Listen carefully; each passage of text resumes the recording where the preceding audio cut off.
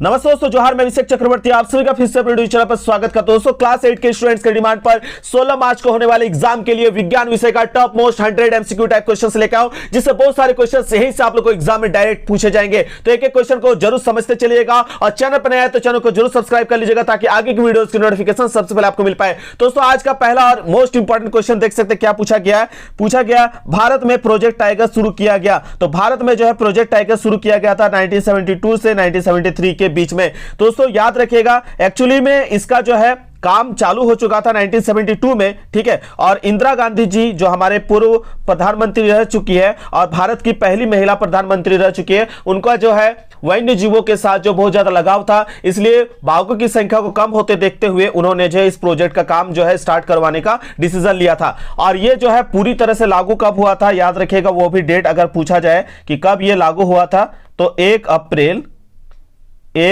1973, ठीक है। ये पूरा डेट भी याद रखिएगा, ठीक है। प्रोजेक्ट टाइगर 1 अप्रैल 1973 को शुरू किया गया। किसके द्वारा? डिपार्टमेंट का याद भी नाम रखिएगा, पर्यावरण, वन और जलवायु परिवर्तन मंत्रालय के द्वारा, ठीक है। और अभी जो है कितने आपका टाइगर रिजर्व है, याद रखिएगा, अभी वर्तमान में आपका टोटल टाइगर रिजर्व जो है 53 है। कितना रिजर्व है? 53 टाइगर रिजर्व जो है एरिया है, आप याद रखिएगा इस चीज को, ठीक है। चलिए नेक्स्ट क्वेश्चन की ओर चलते हैं। एक क्वेश्चन के माध्यम से 2-3 क्वेश्चन आप लोग का होते जाएगा, यानी 100 से भी अधिक क्वेश्चन आप लोग का प्रैक्टिस हो जाएगा इस सेशन में। सर्वप्रथम कोशिका की खोज किसने की? तो याद रखिएगा, सर्वप्रथम जो है कोशिका की खोज जो है आपका रॉबर्ट हुक के द्वारा किया गया था। और कोशिका के बारे में आप सभी जानते हैं, कोशिका शरीर की सूक्ष्मतम एवं आधारभूत इकाई है। शरीर की संरचनात्मक एवं क्रियात्मक इकाई भी कौन है? कोशिका है। और इसकी खोज किसके द्वारा किया गया था? रॉबर्ट हुक ने किया था। कब किया था? डेट याद रखिएगा, 1665 ईस्वी में। कब किया था? 1665 ईस्वी में। इसके लिए उन्होंने क्या किया था, याद रखिएगा। इसके लिए जो है कैसे खोज हुआ था यह भी याद रख लीजिएगा। इसके लिए उन्होंने लिया था पेड़ की छाल। क्या लिया था? पेड़ की छाल। और पेड़ की छाल को जो है क्या, पेड़ की छाल की जो है पतली परत को जो है सूक्ष्मदर्शी की सहायता से देखा था, ठीक है। और वह देखने के समय उनको क्या दिखता है? वहां कॉर्क, यानी कॉर्क को मतलब याद रखिएगा कच्छ। कॉर्क का मतलब ही क्या है? कच्छ, ठीक है, याद रखिएगा। कॉर्क यानी कोस्ट, कच्छ नजर आए, जिसे उन्होंने बाद में क्या नाम दिया? सेल, जिसे हम कहते हैं कोशिका। और सेल का मतलब होता है छोटा कमरा, ठीक है। और उस कॉर्क में उनको छोटा छोटा ऐसे छिद्र दिखा था, तो इसको जो है आगे चल के इस छोटे छोटे जो छिद्र है उसका नाम क्या दिया गया? सेल यानी कोशिका नाम दिया गया। और ये जो रॉबर्ट हुक के द्वारा जो इस कोशिका की खोज किया गया था, ये कोशिका जीवित नहीं था, ये कोशिका मृत कोशिका था, याद रखिएगा। रॉबर्ट हुक के द्वारा जो कोशिका की सर्वप्रथम खोज किया गया था वो मृत कोशिका था, पेड़ की छाल था, ठीक है, याद रखिएगा। अगर आपसे पूछा जाए कि जीवित कोशिका की खोज सबसे पहले किसने की, तो उनका नाम याद रखिएगा एंटोन, ठीक है, Anton one Leeuwenhoek. Anton one Leeuwenhoek, ठीक है, इन्होंने किया था। और कब किया था? 1674 में। अगर पूछा जाए कि जीवित कोशिका की खोज किसने किया, तो एंटोन वॉन लीवेनहुक ने किया था, याद रखिएगा। रॉबर्ट हुक ने जो कोशिका की खोज की थी वो आपका मृत कोशिका था, इसको भी याद रखिएगा, ठीक है। चूंकि रॉबर्ट हुक ने सबसे पहले कोशिका के बारे में बताया, इसलिए उन्हें कोशिका की खोजकर्ता के रूप में जाना जाता है। तो इसका आंसर आपका रॉबर्ट हुक जो होगा करेक्ट आंसर होगा। ये चैप्टर आप लोग क्लास 9 में बहुत ही डिटेल के साथ पढ़ने वाले हैं। तो जो बच्चे चैनल के साथ नए आए हैं, अगर आप लोग क्लास 9 का चैप्टर बाय चैप्टर तैयारी करना चाहते हैं डिटेल के साथ, नीचे कमेंट करके जरूर बताइएगा। चैनल को जरूर सब्सक्राइब करके रखिएगा, ठीक है। चलिए देख लेते हैं आगे क्वेश्चन क्या पूछा गया। एक मुलायम धातु जिसे चाकू से आसानी से काटा जा सकता है, तो आप सभी जानते हैं, बच्चा जानता है क्या? वो है सोडियम। क्या होगा? सोडियम, ठीक है। और सोडियम को हम लोग किससे सूचित करते हैं? Na से। किससे? Na मतलब होता है सोडियम, ठीक है। चलिए नेक्स्ट क्वेश्चन की ओर चलते हैं। क्वेश्चन नंबर 4, निम्नलिखित में से कौन सी ऐसी धातु है जिसके विद्युत लेपन के द्वारा किसी वस्तु की चमक को बढ़ाया जा सकता है? जैसे आप लोग देखते हैं कि आपका साइकिल में जो हैंडल रहता है, क्या उसमें कभी जंग लगता है? नहीं लगता है, ठीक है। उसका हमेशा जो है स्टीलनेस वाला जो चमक है वो हमेशा रहता है। आप जिस साइकिल में पैडल मारते हैं उसमें भी देखिएगा वो हमेशा चमकते रहता है। यानी उसमें क्या ऐसा परत चढ़ाया जाता है जिससे उसकी चमक सदा बरकरार रहती है? तो वो कुछ नहीं दोस्तों, वो होता है आपका क्रोमियम होता है। उसमें कौन सा परत चढ़ाया जाता है? क्रोमियम का परत चढ़ाया जाता है, ठीक है। चलिए नेक्स्ट क्वेश्चन की ओर चलते हैं। संचरणीय रोग का सबसे मुख्य कारक क्या है या कौन है? तो संचरणीय जो है रोग का सबसे मुख्य कारक क्या है दोस्तों? याद रखिएगा, सभी जानते हैं हम लोग, घरेलू मक्खी, ठीक है। अभी गर्मी के समय में यही सबसे ज्यादा परेशान करता है, तो इससे सुरक्षित रखना है तो जो घर के खाद्य पदार्थ है उनको ढक के रखना चाहिए। ठीक है, नेक्स्ट क्वेश्चन पूछा गया, क्वेश्चन नंबर 6, निम्न में कौन जंतु जरायुज है? ठीक है, कौन जंतु जो है जरायुज है? ठीक है, तो जो शिशु को जन्म देता है ना, तो जिसके कान होते हैं, जो शिशु को जन्म देता है वो होता है जरायुज। तो यहां है मनुष्य। मुर्गी के कान नहीं होते हैं, ठीक है, मुर्गी के कान जो होता है बाहर निकले हुए नहीं होते हैं। ठीक है, यानी आपका जिसका कान बाहर की ओर निकले होते हैं वो जरायुज होता है, और वो शिशु को जन्म देते हैं, आपका वो अंडे नहीं देते। और जो जरायुज नहीं होते हैं उनके कान जो होते हैं अंदर की तरफ होते हैं, जैसे मुर्गी हो गया, कौवा हो गया, बतख हो गया, इन लोग कान आपने देखा नहीं देखा है ना, तो ये जो होते हैं वो जरायुज नहीं होते हैं। ठीक है, बाकी यहाँ पे मनुष्य जो देखे ये जरायुज होते हैं क्योंकि उनके कान बाहर होते हैं। ठीक है, और जिनके कान बाहर होते हैं वो जो है शिशु को जन्म देते हैं, और ये बाकी जो आप देख रहे हैं ऑप्शन में ये आपका अंडे देते हैं। ठीक है, चलिए नेक्स्ट क्वेश्चन की ओर चलते हैं। क्वेश्चन नंबर 7, शुष्क मौसम में बालों में कंघी करने पर वह बिखर जाता है, इसके लिए कौन सा बल उत्तरदायी है? तो 7 नंबर का जो है करेक्ट आंसर होगा ऑप्शन नंबर बी, स्थिर विद्युत बल जो होगा करेक्ट आंसर होगा, याद रखिएगा। ठीक है, नेक्स्ट क्वेश्चन की ओर चलते हैं। निम्नांकित में किस ईंधन का ऊष्मीय मान सबसे अधिक होता है? तो 8 नंबर का करेक्ट आंसर हो जाएगा आपका हाइड्रोजन जो होगा करेक्ट आंसर हो जाएगा, option number D is the correct answer. Next question की ओर चलते हैं। इनमें से कौन सा गुणसूत्र नर लिंग निर्धारण करता है? तो देखिए जो महिलाएं होती है, ठीक है, जो फीमेल होता है या लड़की हम लिख दे रहे यहाँ पे, उनका जो होता है यहाँ पे XX होता है। ठीक है, ऐसा, और लड़कों का क्या होता है? लड़का का होता है XY। ठीक है, अगर लड़कियों का जो है गुणसूत्र में X जाएगा, ठीक है, और मान लेते लड़का का गुणसूत्र में X आएगा, तो XX किसका होता है? लड़की, तो क्या होगा? लड़की होगा। फिर लड़की का गुणसूत्र से हमेशा फिक्स क्या जाएगा? X ही जाएगा ना। और फिर अगर लड़का का गुणसूत्र से क्या आ जाता है? Y आ जाता है, तो क्या होगा? XY किसका होता है? लड़का का, यानी लड़का होगा। ठीक है, तो यानी लड़की हमेशा क्या उसका गुणसूत्र से जा रहा है? X ही जा रहा है। लड़की का हमेशा गुणसूत्र से क्या जा रहा है? X ही जा रहा है ना। तो ये जो है नर लिंग निर्धारण के लिए आप देख सकते हैं क्या चाहिए होता है? XY। क्या चाहिए होता है? XY चाहिए होता है। और किसी भी शिशु का निर्धारण होना है, इसका जो है जवाबदेही कौन होता है? आपका लड़का ही होता है, क्योंकि लड़का के ऊपर डिपेंड करता है कि लड़का होगा या लड़की होगा, क्योंकि उसके गुणसूत्र से में X भी होता है और Y भी होता है। ठीक है, तो ये चीज आप लोग का क्लियर होना चाहिए। तो अगर लड़की होगा तो XX और लड़का होगा तो आपका XY, याद रखिएगा। तो यहां नर पूछा, नर का मतलब लड़का, तो लड़का के लिए क्या होगा? XY। अगर स्त्री पूछता तो XX होता है। ठीक है, चलिए नेक्स्ट क्वेश्चन की ओर चलते हैं। बोला है मानव नेत्र में वस्तु का प्रतिबिंब किस भाग पर बनता है? तो 10 का करेक्ट आंसर होगा बिल्कुल रेटिना जो होगा करेक्ट आंसर होगा। ठीक है, आगे देखिए क्वेश्चन पूछा है रबी फसल और खरीफ फसल जरूर करके जाइएगा, उससे क्वेश्चन रहेगा ही।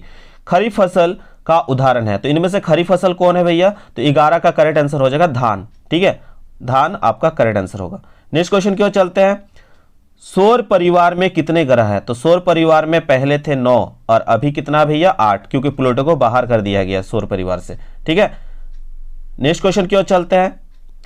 घर्षण हमेशा होता है, तो घर्षण जो होगा हमेशा कभी कभी किसी किसी चीज में हानिकारक भी होता है, किसी किसी चीज में लाभदायक भी होता है। जैसे, ठीक है, जैसे अगर एरिया अगर आपका क्या रहे, खुरखुरा टाइप का रहे, तो घर्षण होगा तो आप फिसलेंगे कम। ठीक है, और प्लेन एरिया रहेगा तो आप फिसल के गिर सकते हैं, तो उस क्षेत्र में वो लाभदायक होता है। लेकिन अगर मशीन में अगर घर्षण ज्यादा हो, जैसे गर्मी के टाइम में देखते हैं कि मशीन में फटाफट गर्म होता है और आग लग जाता है, तो मशीन में अगर क्या होगा, घर्षण ज्यादा होगा तो वो खराब भी हो सकता है ना। तो किसी किसी क्षेत्र में घर्षण अच्छा भी होता है, किसी किसी क्षेत्र में हानिकारक भी होता है। यानी ऑप्शन नंबर आपका यहाँ पे करेक्ट आंसर होगा, कुछ मामले में हानिकारक तो कुछ मामले में लाभदायक, ये करेक्ट आंसर होगा। ठीक है, चलिए नेक्स्ट क्वेश्चन की ओर चलते हैं। क्या पूछा है 14 नंबर पे? पैराशूट बनाने में किस रेशे का उपयोग किया जाता है? बहुत ही इजी क्वेश्चन है। ठीक है, ये आप लोगों को वीकली टेस्ट में भी पूछा गया था, ऑप्शन नंबर बी जो होगा करेक्ट आंसर होगा। मैंने वीकली टेस्ट का बहुत सारा वीडियो बनाया हुआ है, आप लोग क्लास 8 के जो स्टूडेंट्स है उसको जाके जरूर देख लीजिएगा। ठीक है,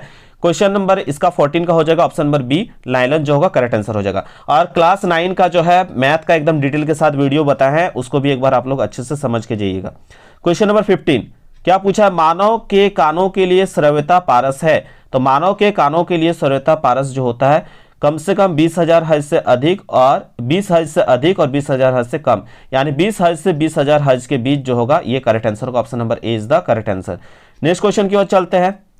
किस यंत्र के उपयोग से भूकंप की तरंगों को रिकॉर्ड किया जाता है? तो 16 का जो है करेक्ट आंसर हो जाएगा ऑप्शन नंबर सी, भूकंप लेखी। 17 चलते हैं। विश्व तापन का मुख्य कारण है? 17 का जो है करेक्ट आंसर होगा ऑप्शन नंबर डी जो होगा करेक्ट आंसर हो जाएगा। कार्बन डाइऑक्साइड की बढ़ती मात्रा जो है आपका विश्व तापन का प्रमुख कारण है। ठीक है, नेक्स्ट क्वेश्चन की ओर चलते हैं। क्वेश्चन नंबर 18, संकटापन्न जो है प्रजाति है, तो संकटापन्न जो है प्रजाति में कौन है इसमें से जो अभी विलुप्त होने की कगार पर है, जिसके लिए आपका प्रोजेक्ट टाइगर जो है चालू किया गया था कि ताकि वो पूरा विलुप्त ना हो जाए? बिल्कुल सही पकड़े, बाघ जो होगा करेक्ट आंसर हो जाएगा। ठीक है, नेक्स्ट क्वेश्चन की ओर चलते हैं। जंतु कोशिका में क्या अनुपस्थित होता है? तो आप लोगों ने जो है फिगर दोनों पढ़ा होगा, एक है जंतु कोशिका और एक है पादप कोशिका। ठीक है, तो जंतु कोशिका में क्या अनुपस्थित है इसमें से पूछा है, तो 19 का जो है करेक्ट आंसर होगा ऑप्शन नंबर सी जो होगा करेक्ट आंसर हो जाएगा। ठीक है, कोशिका भित्ति। नेक्स्ट क्वेश्चन की ओर चलते हैं। क्या पूछा गया है? जल के शुद्धिकरण में किस धातु का उपयोग होता है? तो 20 का जो है करेक्ट आंसर हो जाएगा ऑप्शन नंबर बी, क्लोरीन जो होगा करेक्ट आंसर होगा। इसके शुद्धिकरण में अभी देख रहे हैं ना, घर घर हम लोग का क्या पहुंच रहा है? पाइपलाइन पहुंच रहा है। अब पाइपलाइन थ्रू के से जो हम लोग का घर जो है पानी जो पहुंच रहा है, ठीक है, उसका शुद्धिकरण के लिए क्या इस्तेमाल किया जा रहा है? थोड़ा अलग टाइप का आपको स्मेल भी मिलता है ना। तो किसके किसके घर में पाइपलाइन पहुंच चुका है नीचे कमेंट करके बताइएगा। और उसके जो शुद्धिकरण के लिए जो मिलाया जाता है उसमें वो होता है क्लोरीन। किस धातु का उपयोग किया जाता है? क्लोरीन धातु का उपयोग किया जाता है, याद रखिएगा। ठीक है, अब देखिए आगे क्वेश्चन क्या पूछा है। विश्व के पहले प्रतिजैविक का नाम क्या है? तो विश्व के जो है पहले प्रतिजैविक का नाम है आपका पेनिसिलिन, याद रखिएगा option number C, sorry penicillin जो होगा आपका करेक्ट आंसर होगा, ऑप्शन नंबर डी जो होगा करेक्ट आंसर होगा, पेनिसिलिन। ठीक है, नेक्स्ट क्वेश्चन की ओर चलते हैं। क्वेश्चन नंबर 22 बोला है पानी में हाइड्रोजन एवं ऑक्सीजन का अनुपात क्या होता है? तो याद रखिएगा पानी में हाइड्रोजन और ऑक्सीजन का अनुपात होता है 2:1 का अनुपात होता है, याद रखिएगा। ठीक है, नेक्स्ट क्वेश्चन की ओर चलते हैं। क्वेश्चन नंबर 23, निम्न में से किस जीव में द्विखंडन जनन होता है? बहुत ही इंपॉर्टेंट क्वेश्चन है। 23 का जो करेक्ट आंसर होगा ऑप्शन नंबर आपका सी करेक्ट हो जाएगा, अमीबा। नेक्स्ट क्वेश्चन की ओर चलते हैं। द्रव का दाब गहराई में बढ़ने से, द्रव का दाब अगर गहराई होगा तो उसमें बढ़ने से क्या होगा? तो 24 का जो है करेक्ट आंसर होगा बढ़ता है। क्या होगा? बढ़ता है जो होगा करेक्ट आंसर होगा। 25 नंबर देख सकते क्या पूछा है।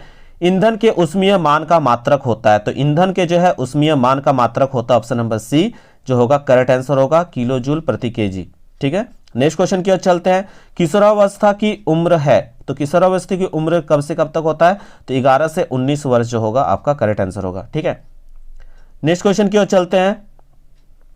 सामान्य नेत्र के द्वारा पढ़े जाने वाली सर्वाधिक जो है सुविधाजनक दूरी, ये आपका क्लास 10 में भी ये चैप्टर है। ठीक है, तो इसको आप लोग पढ़े होंगे अच्छे से। क्लास 8 का बहुत सारा टॉपिक जो है क्लास 10 के साथ मैच करता है। जब आप लोग जाइएगा क्लास 10 तो अच्छे से तैयारी कराया जाएगा, क्लास 9 में भी क्लास 10 में भी। ठीक है, तो उस समय में ये थोड़ा और डिटेल्स हम लोग पढ़ेंगे। अभी यहाँ पे जो क्वेश्चन पूछा गया उसको याद रखिएगा, कम से कम कितना दूरी होना चाहिए? 25 सेंटीमीटर। क्या? 25 सेंटीमीटर। नेक्स्ट क्वेश्चन की ओर चलते हैं। क्या बोला गया? फलों और सब्जियों में बड़े पैमाने पर उत्पादन कहलाता है। क्या कहलाता है? बड़े पैमाने पर अगर हम उसका उत्पादन करेंगे तो उसको कहते हैं हॉर्टिकल्चर। क्या कहते हैं? हॉर्टिकल्चर। एक इंपॉर्टेंट क्वेश्चन है, सेरीकल्चर और एपीकल्चर, ये क्या है? नीचे आप लोग कमेंट करके बताइएगा। कौन कौन विद्यार्थी इसका सही आंसर जानते हैं नीचे कमेंट कीजिएगा, जिसका सही होगा लाइक कमेंट किया जाएगा। नेक्स्ट क्वेश्चन की ओर चलते हैं। क्वेश्चन नंबर 29, किस ग्रह को प्रभात तारा अथवा संध्या तारा कहा जाता है? तो 29 का जो है प्रभात यानी भोर का तारा और सांझ का तारा किसे कहा जाता है पूछा है। तो भोर का तारा और सांझ का तारा कहा जाता है आपका शुक्र ग्रह को, याद रखिएगा। तो यहाँ पे आपका ऑप्शन जो होगा डी करेक्ट हो जाएगा। नेक्स्ट क्वेश्चन की ओर चलते हैं। 30 नंबर में क्या पूछा है? किस आकृति की वस्तु पर तरल घर्षण कम होता है? तो किस आकृति की वस्तु पर? 30 का करेक्ट आंसर हो जाएगा ऑप्शन नंबर सी, नौकाकार। ठीक है, चलिए नेक्स्ट क्वेश्चन की ओर चलते हैं। 31 में क्या पूछा है? पदार्थ जो प्राकृतिक प्रक्रिया जैसे जीवाणु के द्वारा अपघटित होता है क्या कहलाता है? तो याद रखिएगा उसको कहते हैं हम लोग जैव निम्नीकरणीय प्रक्रिया कहते हैं। ऑप्शन नंबर जो होगा ए करेक्ट आंसर हो जाएगा। ठीक है, नेक्स्ट क्वेश्चन की ओर चलते हैं। ध्वनि की प्रबलता किस कारक पर निर्भर करती है? तो 32 का जो है करेक्ट आंसर होगा ऑप्शन नंबर बी, आयाम पर। नेक्स्ट क्वेश्चन की ओर चलते हैं। 33, विपरीत आवेशों के बीच क्या प्रतिक्रिया होती है? तो विपरीत आवेशों के बीच क्या प्रतिक्रिया होती है? ऑप्शन नंबर ए जो होगा आकर्षण जो होगा करेक्ट आंसर होगा। नेक्स्ट क्वेश्चन क्या चलते हैं। हरित गृह प्रभाव और वैश्विक तापन के लिए मुख्य रूप से उत्तरदायी गैस है। तो 34 का जो है करेक्ट आंसर होगा दोनों, आपका कार्बन डाइऑक्साइड भी होगा और मीथेन, दोनों करेक्ट आंसर होगा। ठीक है, नेक्स्ट क्वेश्चन की ओर चलते 35 नंबर। वह पुस्तक जिसमें सभी संकटपन प्रजातियों का रिकॉर्ड रखा जाता है क्या कहलाता है? उसको कहते हैं रेड डाटा बुक। उसको क्या कहते हैं हम लोग? रेड डाटा बुक कहते हैं, उसको याद रखिएगा। नेक्स्ट क्वेश्चन की ओर चलते हैं 36। निम्न में से कौन सा पदार्थ जीवाश्म ईंधन है? तो 36 का जो करेक्ट आंसर होगा जीवाश्म ईंधन पूछा है ना, तो यहां पे आपका हो जाएगा कोयला। ठीक है, नेक्स्ट क्वेश्चन की ओर चलते हैं 37। कोशिका में कोशिका द्रव के बीच खाली संरचना होती है जिसे क्या कहते हैं? तो 37 का करेक्ट आंसर होगा, इसको कहते हैं रिक्तिका कहते हैं। क्या कहते हैं? रिक्तिका। ठीक है, नेक्स्ट क्वेश्चन की ओर चलते हैं 38। कौन सी अधातु कमरे के ताप पर भी वायु के साथ अभिक्रिया करती है?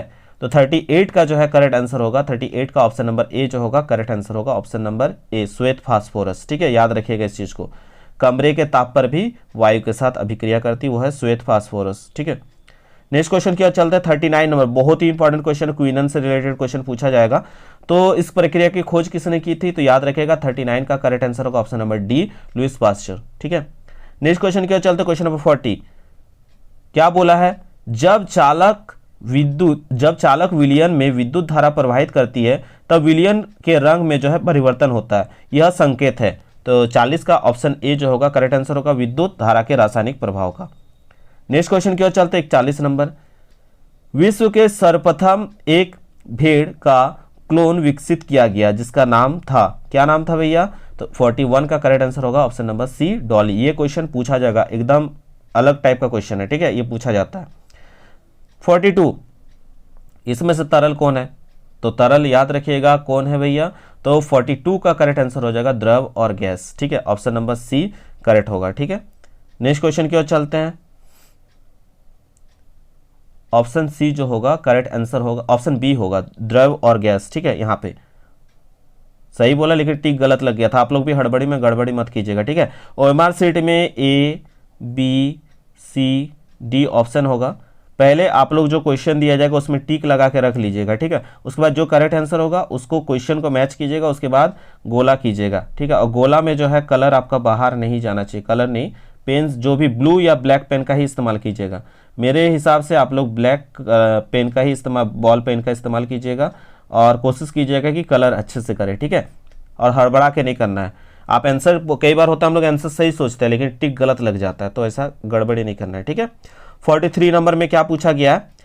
विद्युत उपकरणों में लगी आग को बुझाने के लिए सबसे अच्छा अग्निशमक है। तो 43 का जो है करेक्ट आंसर होगा आपका कार्बन डाइऑक्साइड। इसलिए देखिएगा जगह जगह पे, आप बस पे भी जाइएगा वहां पे भी दिखेगा एक जो है बोतल के जैसा उसमें भरा हुआ रहेगा। ठीक है, आप स्कूल में भी जाइएगा, कॉलेज में, बड़े बड़े जगह पे जाइएगा, सिनेमा हॉल कहीं भी जाइएगा, तो आग से जो है अग्निशमक जो है उसको बुझाने के लिए, विद्युत उपकरण में जो आग लग जाती है उसको बुझाने के लिए वो जो है कार्बन डाइऑक्साइड जो है, याद रखिएगा ये करेक्ट आंसर होगा। ठीक है, और सबसे अच्छा अग्निशमक कौन है? कार्बन डाइऑक्साइड, याद रखिएगा।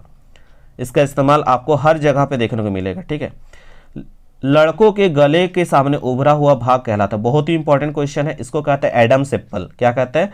Adam's apple. कभी कभी कंठमणि भी दिया रहता है, तो ये दोनों को ही याद रखिएगा। 44 का ऑप्शन जो होगा आपका ए करेक्ट आंसर होगा। ठीक है, नेक्स्ट क्वेश्चन की ओर चलते हैं।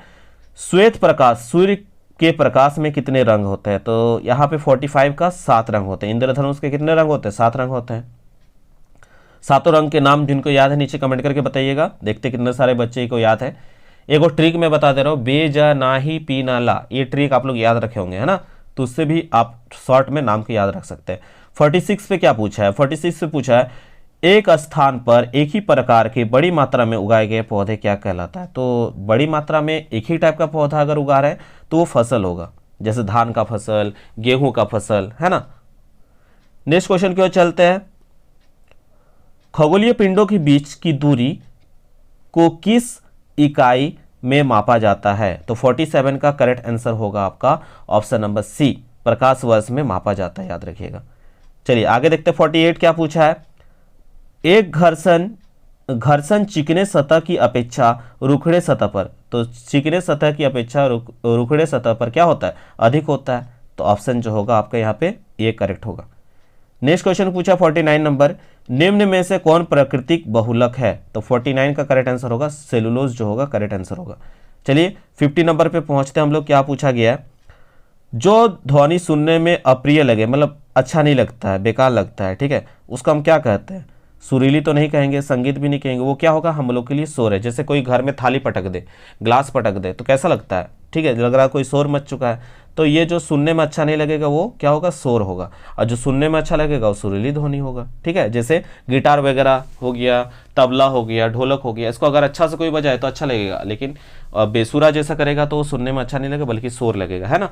तो इस तरह से हम लोगों ने 50 क्वेश्चन किया। आप बताइए कि इसमें से अगर आपको 50 क्वेश्चन दिया जाता तो कितना सही होता, नीचे कमेंट कीजिए। और नेक्स्ट हम लोग फटाफट से और 50 क्वेश्चन को देख लेते हैं। इसके बाद दोस्तों नेक्स्ट हम लोग 50 क्वेश्चन की ओर चलते हैं। कोशिका का वह समूह जिसकी रचना, उद्गम तथा कार्य समान हो उसे क्या कहते हैं? उसे कहते हैं हम लोग उत्तक कहते हैं। क्या कहते हैं? उत्तक। ठीक है, अब देखिए आगे क्वेश्चन पूछा है, एक कोशिकीय जीव कौन सा है? तो एक कोशिकीय जीव कौन सा है? आपका अमीबा जो होगा करेक्ट आंसर होगा। आगे क्वेश्चन पूछा है, सजीव के शरीर की संरचनात्मक एवं क्रियात्मक इकाई क्या है? तो सजीव के शरीर की संरचनात्मक क्रियात्मक इकाई जो है आपका जस्ट अभी हम लोगों ने डिस्कस किया कोशिका है। ठीक है, नेक्स्ट क्वेश्चन की ओर चलते हैं। निम्न में से कौन अधातु है? निम्न में से कौन सी अधातु है? तो आपको अधातु पूछा है, तो याद रखिएगा जो भी गैस होता है ना वो सभी क्या होता है? अधातु होता है। तो आपका सल्फर, कार्बन, ऑक्सीजन, ये इनमें से सभी जो होगा करेक्ट आंसर हो जाएगा। नेक्स्ट क्वेश्चन की ओर चलते हैं। निम्न में से धातुओं का उपयोग कहाँ किया जाता है? तो निम्न में धातुओं का उपयोग कहाँ किया जाता है? तो याद रखिएगा आपका पटाखों में भी, उर्वरक में भी, खाना बनाने के बर्तन में, सभी में। तो उनमें से सभी जो होगा करेक्ट आंसर होगा। नेक्स्ट क्वेश्चन की ओर चलते हैं। कौन सी एकमात्र अधातु है जो विद्युत का सुचालक है? तो 6 का जो है करेक्ट आंसर होगा विद्युत का अधातु है फिर भी विद्युत का सुचालक है, तो आपका ग्रेफाइट। अधातु है लेकिन फिर भी विद्युत का सुचालक। जैसे आप लोग पेंसिल से लिखते हैं ना, उसमें जो पेंसिल में जो आपको जिससे लिखते हैं वो जो रहता है काला कलर का, वो आपका वही ग्रेफाइट है। ठीक है, और अगर पेंसिल को दोनों तरफ से छील के अगर इसमें तार कनेक्ट कर दिया जाए तो ये दोनों ही जो है विद्युत प्रवाहित करेगा। यानी ये अधातु होते हुए भी क्या है? आपका विद्युत का सुचालक है। याद रखिएगा एक ऐसा धातु जो विद्युत का सुचालक है वो है आपका ग्रेफाइट। ठीक है, और अगर पूछता है एक ऐसा धातु जो आपका फिर भी चमकदार है तो याद रखिएगा वो तब होता है नमक। ठीक है, याद रखिएगा। नेक्स्ट क्वेश्चन की ओर चलता है। सूक्ष्म जीव की वृद्धि को रोकने के लिए किसका उपयोग किया जाता है? तो सूक्ष्म जीवों की वृद्धि को रोकने के लिए जो है किसका उपयोग किया जाता है? आपका इसमें से जो सभी ऑप्शन है वो करेक्ट आंसर होगा, इनमें से सभी। ठीक है, नमक, खाद्य तेल, चीनी, इनमें सभी जो होगा करेक्ट आंसर होगा। नेक्स्ट क्वेश्चन देख सकते क्या पूछा है 8 नंबर, लेग्यूम पौधे की जड़ में कौन सा जीवाणु उपस्थित होता है? तो याद रखिएगा ऑप्शन जो होगा आपका ए करेक्ट होगा, राइबोजियम। नेक्स्ट क्वेश्चन की ओर चलते हैं। भिंडी की पीत किस सूक्ष्म जीव से होता है? तो भिंडी की पीत जो है किस सूक्ष्म जीव से होता है? विषाणु जो होगा करेक्ट आंसर होगा। नेक्स्ट क्वेश्चन की ओर चलते हैं।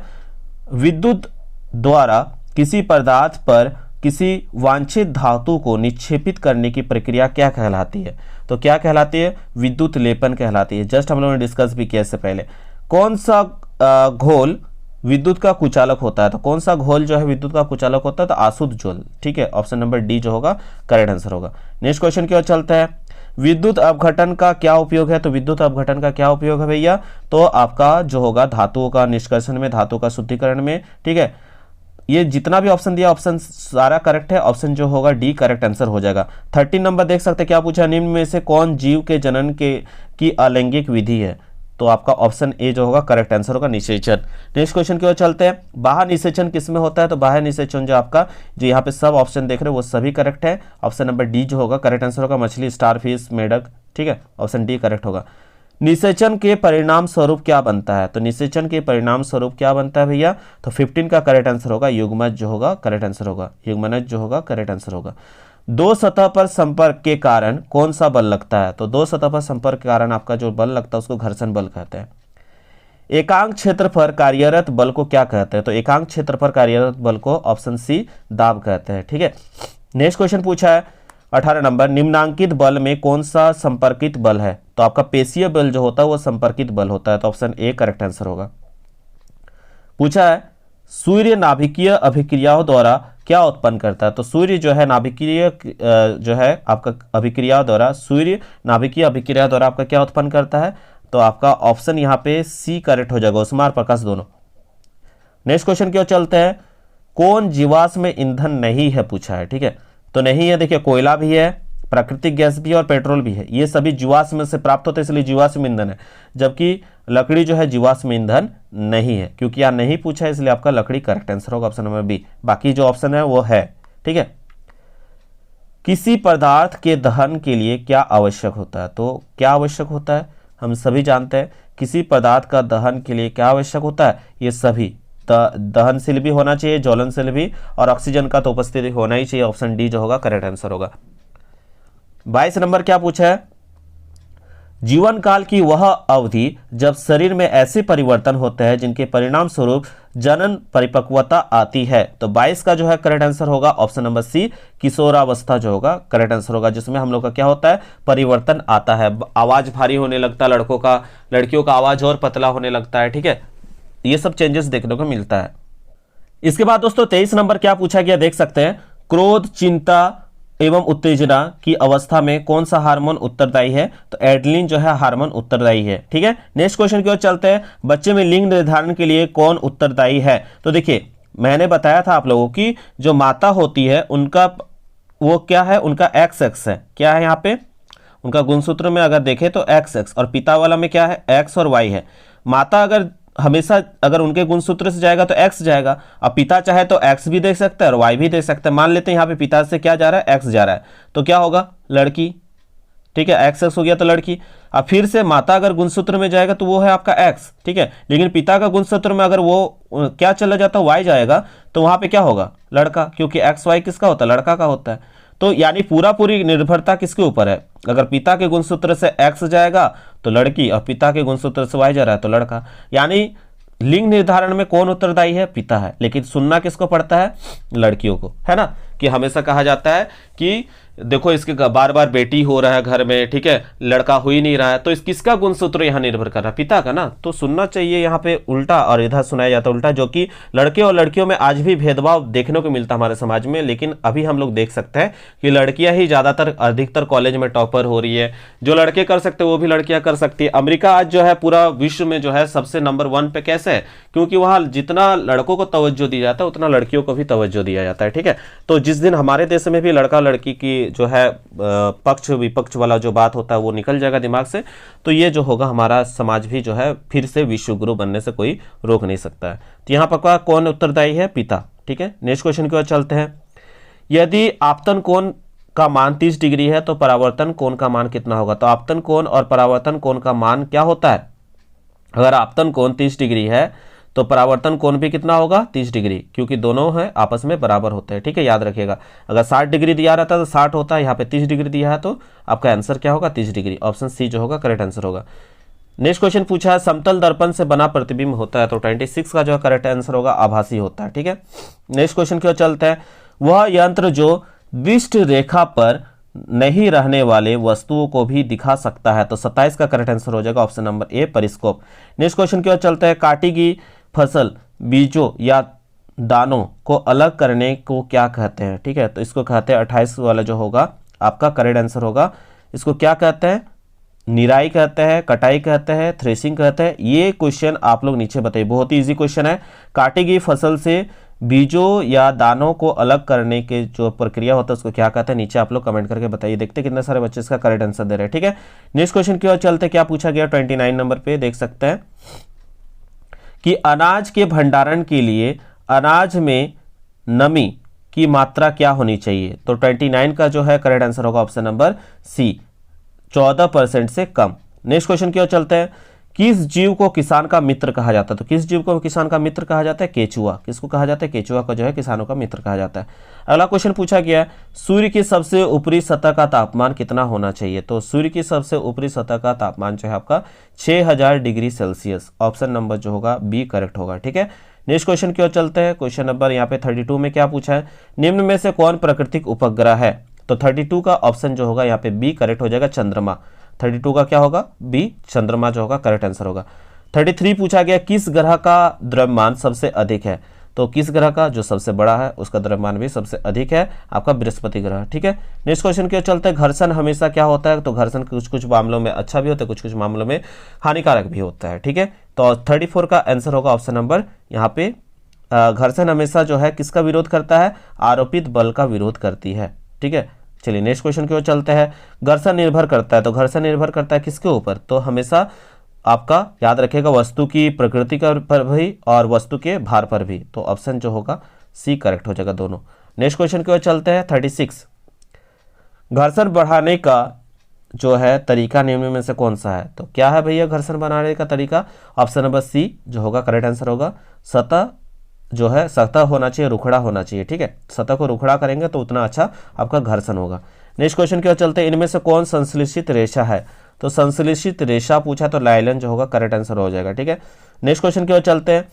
इनमें से कौन 4R नहीं है, तो देखिए रिड्यूस, रीयूज, रिसाइकल होता है लेकिन रिमूव बोल के कुछ नहीं होता है। ठीक है, 39 नंबर देख सकते हैं दोस्तों, क्या पूछा है, निम्न में से इनमें से कौन पिघल जाती है परंतु जलती नहीं है। ठीक है, 39 नंबर का करेक्ट आंसर होगा आपका यहाँ पे ऑप्शन जो होगा सी करेक्ट आंसर होगा। ठीक है, पिघल जाएगा लेकिन जलती नहीं है। नेक्स्ट क्वेश्चन की ओर चलते हैं। आवृत्ति का मात्रक क्या है, तो आवृत्ति को किस में मापते हैं हम लोग, हर्ट्ज में मापते हैं। ठीक है, option number A correct answer होगा। नेक्स्ट क्वेश्चन की ओर चलते हैं। एक कंपन में लगे समय को क्या कहते हैं, तो एक कंपन में जो लगे समय है उसको हम कहते हैं आवर्तकाल। तो ऑप्शन बी जो होगा करेक्ट आंसर होगा। ध्वनि जो है संचरित कर सकती है, तो 42 का करेक्ट आंसर होगा ऑप्शन नंबर डी। ठीक है, ठोस, द्रव और गैस तीनों में। ठीक है, नेक्स्ट क्वेश्चन की ओर चलते हैं। किसी आवेशित वस्तु से आवेश को पृथ्वी में स्थानांतरित करने की प्रक्रिया को क्या कहते हैं, तो 43 का करेक्ट आंसर होगा ऑप्शन नंबर ए, भू संपर्कन जो है आपका करेक्ट आंसर होगा। ठीक है, नेक्स्ट क्वेश्चन की ओर चलते हैं। 44 भूमि की शक्ति को के जो परिमाण है को कैसे मापा जाता है, तो इसको मापा जाता है 44 का सिस्मोग्राफ जो होगा करेक्ट आंसर होगा। आवेश कितने प्रकार के होते हैं, तो आवेश जो होता है 2 प्रकार के होते हैं। ठीक है, धन आवेश और ऋण आवेश। नेक्स्ट क्वेश्चन की ओर चलते हैं 46। वायुमंडल में निलंबित सूक्ष्म ठोस या तरल कण के बदलाव को क्या कहते हैं, तो 46 का जो करेक्ट आंसर होगा ऑप्शन नंबर बी जो होगा करेक्ट आंसर हो जाएगा। ठीक है, एरोसोल जो होगा आपका करेक्ट आंसर होगा। बहुत इजी क्वेश्चन पूछा है 47 नंबर पे, देख सकते हैं वायुमंडल में ऑक्सीजन के गैस की मात्रा कितना है, तो 21% जो है करेक्ट आंसर है। अगर आपसे नाइट्रोजन पूछा जाता तो करेक्ट आंसर क्या होता है नीचे कमेंट करके बताइएगा। ठीक है, वन उन्मूलन का अस्थायी हल क्या है, तो 48 का जो है करेक्ट आंसर होगा आपका ऑप्शन नंबर सी जो होगा करेक्ट आंसर होगा। तो यहाँ पे 48 का ऑप्शन सी जो होगा करेक्ट आंसर हो जाएगा। ठीक है, नेक्स्ट क्वेश्चन की ओर चलते हैं 49 नंबर। काला सोना किसे कहा जाता है, तो काला सोना देखिए पेट्रोल को कहा जाता है। यहाँ काला सोना बोला है तो पेट्रोल होगा, लेकिन अगर वही काला हीरा बोला जाता, काला हीरा डायमंड, ठीक है, तो आपका होता कोयला। काला हीरा किससे बोला जाता है, कोयला को, और काला सोना बोला है तो किसको बोला जाता है, पेट्रोलियम को। घुमा के पूछेगा एग्जाम में, हो सके आपसे पूछ दे किसको काला हीरा कहते हैं। ठीक है, तो काला हीरा हम लोग कोयला को कहते हैं, जबकि काला सोना कहते हैं हम लोग पेट्रोलियम को, याद रखिएगा। ठीक है, दोनों में अंतर है। 50 नंबर पे देख सकते क्या पूछा है, कौन प्राकृतिक संसाधन नहीं है, इनमें से कौन सा प्राकृतिक संसाधन नहीं है पूछा है। तो देखिए जल भी प्रकृति से प्राप्त होता है, हवा भी, सूर्य का प्रकाश भी, जबकि कपड़ा जो है मानव निर्मित है। ठीक है, तो यहाँ पे प्राकृतिक पूछा था तो नहीं पूछा था, तो इसलिए आपका कपड़ा जो होगा करेक्ट आंसर होगा। ठीक है, तो यहाँ पे हमने और 50 क्वेश्चन को किया और उसके अंदर से भी जो क्वेश्चन पूछे जाते थे उसको भी कर लिया। तो ये था दोस्तों आप लोगों का top most 100 MCQ type questions. ठीक है, आप लोग अच्छे से करके जाइएगा, बहुत सारे क्वेश्चन से आप लोगों को देखने को मिलेंगे। और आप लोग किस सब्जेक्ट की तैयारी करना चाहते हैं नीचे कमेंट करके जरूर बताइएगा। क्लास 9 का कौन कौन से बच्चे जो एग्जाम देकर आकर तैयारी करना चाहते हैं वो भी नीचे कमेंट करके बताइएगा। अगर दोस्तों ये वीडियो आप लोगों को पसंद लगा तो प्लीज अपने दोस्तों के साथ शेयर करें, लाइक करें, कमेंट करें। मिलते हैं दोस्तों एक नए वीडियो के साथ, तब तक के लिए धन्यवाद। जय हिंद, वंदे मातरम।